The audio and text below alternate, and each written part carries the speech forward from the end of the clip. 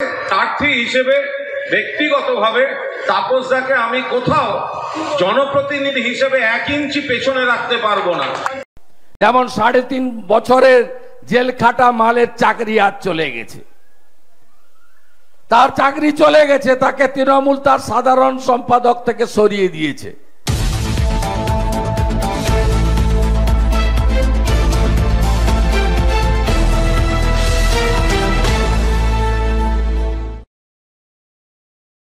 তুলে দেব আমাদের রাজ্যের তৃণমূল কংগ্রেসের মুখপাত্র শ্রী কুণাল ঘোষ মহাশয়।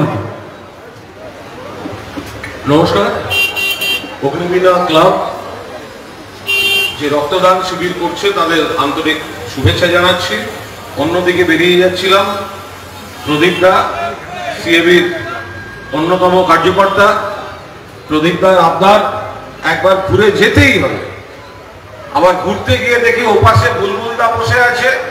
ও বুলবুলদা, ঘুরতে গিয়ে দেখি প্রদীপদার ফোন, একবার আসতেই হবে। আমি বললাম আজকে একটু অসুবিধা, বললো একবার ঢুকতে হবে। ঢুকে দেখি বুলবুলদা ওপাশে বসে আছে, আর আমার একদা অন্য প্রিয়জন এপাশে বসে আছে। একটা এপার ওপার হয়ে গেছে, কিন্তু সবাই তো প্রিয়। আর অগ্নিবীণা ক্লাব ভালো ভালো কাজকর্ম করে। এখানে তৃণমূল কংগ্রেসের ওয়ার্ড সভাপতি বুলবুলদা থেকে শুরু করে প্রিয়াঙ্ক পান্ডে, সমীর ঘোষ, এখানকার যুব কোঅর্ডিনেটর অভিষেক মিশ্র, ওরা যেমন রয়েছে আমার খুব প্রিয়, কিন্তু এখন অন্য দলের লোক। তাপসদা রয়েছে, শিবাজিদা রয়েছে, তমগ্ন আপনাদের পাড়ার ছেলে, যদিও আমাদের অন্য দলের লোক। বিশিষ্ট সমাজসেবী রয়েছেন রাজীব জয়সওয়াল। তো দেখুন, রাজনীতির জায়গায় থাকুক। আপনাদের অগ্নিবীণা ক্লাব এরকম ভাবে সকলকে নিয়ে, ওই তো আমাদের তৃণমূল আইটি সেলের স্বর্ণালী, ও সব চলে এসছে। মাঝখানে শুধু একটা রাস্তা হয়ে গেছে, এপার ওপার এপার ওপার। এখানে অন্য দলের লোকজন রয়েছেন। তাপসদা জানেন, তাপসদাকে আমরা শেষ চেষ্টা করেছিলাম এক পরিবারের মধ্যে রাখতে, কারণ তাপসদা আমাদের খুব প্রিয় পাত্র। তাপসদার দরজা সারা দিন সারা রাত মানুষের জন্য, কর্মীদের জন্য খোলা থাকে। তাপসদা প্রার্থী হিসেবে ব্যক্তিগতভাবে তাপসদাকে আমি কোথাও জনপ্রতিনিধি হিসেবে 1 ইঞ্চি পেছনে রাখতে পারবো না। দরজা খুলে, মন খুলে মানুষের জন্য কাজ করে। দুর্ভাগ্য উল্টো দিকে। ফলে আমরা আমাদের দলের প্রার্থীর জন্য কাজ করব, তাপসদার সহকর্মীরা তাপসদার জন্য কাজ করবে, বাকিটা মানুষের উপর। এখানে কোনো ছাপ্পা ভোট হবে না। যার ভোট তাকে দিতে দিন, মানুষ ঠিক করে নিন প্রকৃত প্রার্থী। একটা ভোট যেন মানুষের ইচ্ছার বাইরে কোনো বুথে কোনো অবস্থায়। কুণাল ঘোষকে দলের রাজ্য সাধারণ সম্পাদকের পদ থেকে সরিয়ে দিল তৃণমূল। বুধবার এক বিবৃতি জারি করে এই ঘোষণা করেছে রাজ্যের শাসক দল। একই সঙ্গে এও জানানো হয়েছে কেন এই সিদ্ধান্ত নেওয়া হলো। তৃণমূলের তরফে বুধবার বিকেলে জারি করা ওই বিবৃতিতে সই রয়েছে দলের রাজ্যসভার সাংসদ তথা জাতীয় মুখপাত্র ডেরেক ও ব্রায়ানের। বিবৃতিতে লেখা হয়েছে, সম্প্রতি কুণাল ঘোষ এমন অনেক কথা বলেছিলেন যা দলের অবস্থানের সঙ্গে সঙ্গতিপূর্ণ নয়। তাই এটা বোঝানো অত্যন্ত জরুরি ছিল যে উনি যা বলেছেন তা সম্পূর্ণভাবে তার ব্যক্তিগত অভিমত, এর সঙ্গে দলের ভাবনার কোনো সম্পর্ক নেই। তৃণমূলের ওই বিবৃতি স্পষ্ট জানিয়েছে, এর আগে দলের মুখপাত্রর পদ থেকেও কুণালকে সরানো হয়েছিল, এবার তাকে তৃণমূলের রাজ্য সাধারণ সম্পাদকের পদ থেকেও অপসারণ করা হলো। বুধবার সকালে প্রাক্তন তৃণমূল নেতা অধুনা বিজেপির উত্তর কলকাতার প্রার্থী তাপস রায়ের পাশে দাঁড়িয়ে তার প্রশংসা করেছিলেন কুণাল। তারও দিন কয়েক আগে কুণালের একটি টুইটার পোস্ট নিয়ে বিতর্ক তৈরি হয়েছিল। রাজনীতির কারবারিদের একাংশ মনে করেছিলেন নাম না করে কুণালের লক্ষ্যে ছিলেন ঘাটালের তৃণমূল প্রার্থী দেব। 5 দিনের মধ্যে পরপর এই দুই ঘটনায় যে কুণালের বিরুদ্ধে গিয়েছে তা স্পষ্ট তৃণমূলের ওই বিবৃতিতেই। তৃণমূলের বিবৃতি অনুযায়ী এখন থেকে তৃণমূলের সদর দপ্তর থেকে জারি করা বিবৃতিকেই দলের বক্তব্য বলে ধরে নিতে হবে। সংবাদ মাধ্যমকে অনুরোধ করা হয়েছে কুণালের মন্তব্যকে যেন দলের মন্তব্য হিসেবে গ্রহণ না করা হয়। সেক্ষেত্রে তৃণমূল আইনি পদক্ষেপ করতে পারে বলে জানানো হয়েছে ওই বিবৃতিতে। বুধবার সকালে উত্তর কলকাতার ৩৮ নম্বর ওয়ার্ডে একটি ক্লাবের রক্তদান শিবিরে আমন্ত্রিত ছিলেন তাপস ও কুণাল দুজনেই। তাপসের উপস্থিতিতেই কুণাল সেখানে বক্তব্য দেন। কুণাল কিছুটা প্রশংসার সুরেই বলেন, তাপস রায় যতদিন জনপ্রতিনিধি ছিলেন ততদিন মানুষকে পরিষেবা দিয়েছেন। দিনরাত তার দরজা মানুষের জন্য খোলা থাকত, মানুষ যখন তাকে ডেকেছেন তখনই পেয়েছেন।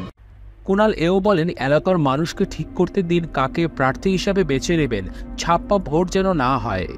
এর আগে রবিবার কুণালের বিতর্কিত টুইটার পোস্টটি ছিল ইঙ্গিতপূর্ণ। তিনি লিখেছিলেন, দলের সঙ্গে বিশ্বাসঘাতকতা করে দলবদল সমর্থনের।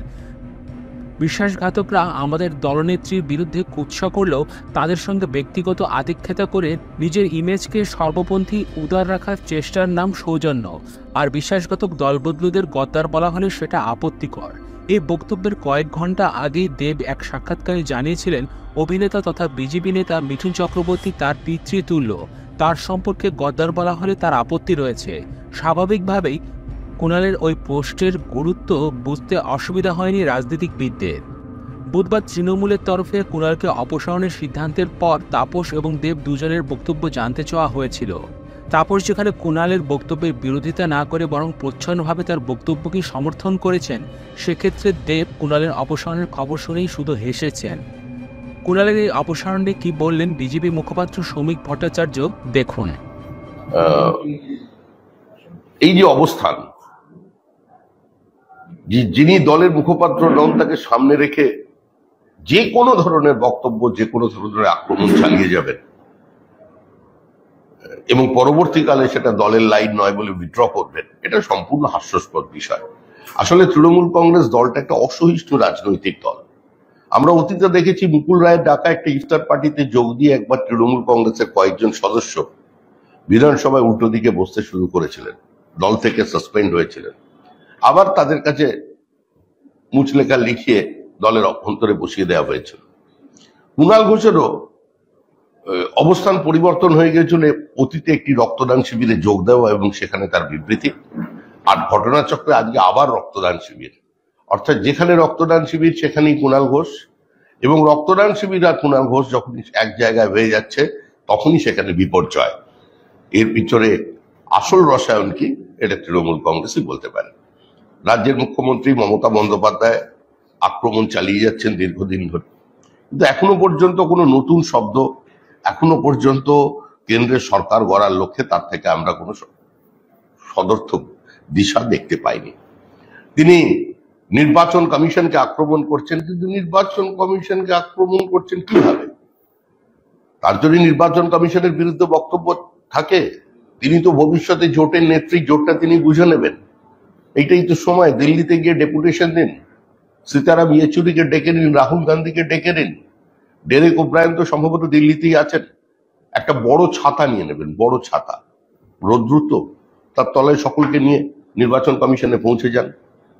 যারা 2,29,000 টাকার কোনো হিসাব দিতে পারেননি, আজকে সেটা নিয়ে আমাদের দলের পক্ষ থেকে পর্যন্ত আমাদের দলের সাধারণ সম্পাদক জগন্নাথ চট্টোপাধ্যায় হাইকোর্টে মামলা রুজু করেছেন। এখনো ম্যাটারটি সাবজুডিস। সাবজুডিস বলাটা ভুল, তৃণমূলের কাছে কোনো উত্তর নেই। বাইরে রাজনীতিগতভাবে যদি বলতে পারি, উত্তর তৃণমূল কংগ্রেস দিতে পারবে না। একটা বেহিসাবি সরকার, সেই সরকারটা পশ্চিমবঙ্গ রাজ্য সরকার হয়ে উঠতে পারেনি, তৃণমূল কংগ্রেস সরকারই থেকে গেছে। আর তার জন্যই আজকে সামগ্রিক বিপর্যয় নেমে এসছে। তৃণমূলের এই অসহিষ্ণুতার রাজনীতি, অবস্থান পরিবর্তনের রাজনীতি, আভ্যন্তরীণ টানাপোড়েনের রাজনীতি, যেখানে তাদের নিজের পরিবারকে তারা ঠিক রাখতে পারছেন না, নিজেদের দলের আভ্যন্তরীণ দ্বন্দ্বটাকে সম্পূর্ণ এসে মিডিয়ার উপরে চাপিয়ে দিয়ে শেষ পর্যন্ত সংবাদ মাধ্যমকে এ ধরনের আক্রমণ করছেন, এটা নিঃসন্দেহে নজিরবিহীন। অবশ্য নজিরবিহীন রাজনৈতিক দলের কাছে নজিরবিহীন সিদ্ধান্ত বা নজিরবিহীন অবস্থানটাই প্রত্যাশিত। কারণ কি আছে আমাদের জানা নেই। তৃণমূল কংগ্রেসের সাধারণ সম্পাদককে তারা দল থেকে অব্যাহতি দেবেন, সেটা নিয়ে বিজেপির কি বলার থাকতে পারে? যেহেতু এই ঘটনার সঙ্গে একটি প্রেস রিলিজ দেওয়া হয়েছে এবং সেখানে সংবাদ মাধ্যমের উদ্দেশ্যে কয়েকটি শব্দবন্ধ ব্যবহার করা হয়েছে, আমরা তার প্রেক্ষিতে আপনাদের সামনে বলছি।